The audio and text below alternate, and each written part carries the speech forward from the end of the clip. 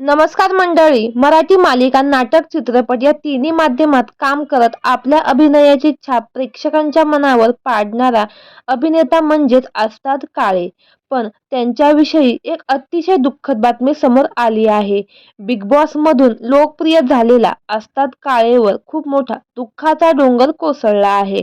चला तर जाणून घेऊ काय आहे संपूर्ण माहिती. अस्ताद काळे यांना मातृशोक झाला आहे. त्यांच्या आईचे दुःखद निधन झाले आहे. आईच्या निधनामुळे अस्ताद काळे पूर्णपणे खचला आहे. अस्ताद आणि त्यांच्या आईचे नाते खूपच खास होते. अस्ताद त्याच्या नावापुढे देखील आईचे नाव लावत होता.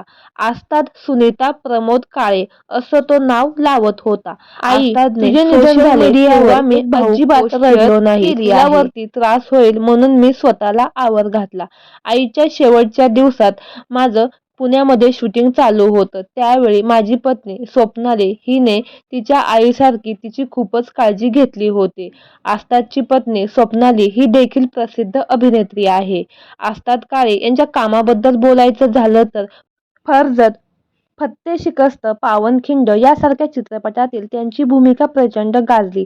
तसेच सरस्वती, असंभव यासारख्या मालिकांमध्ये देखील त्यांनी महत्त्वपूर्ण भूमिका साकारली होती. तर मंडळी, आपल्या चॅनेलच्या परिवारातर्फे अस्ताद काळे यांच्या आईस भावपूर्ण श्रद्धांजली. धन्यवाद.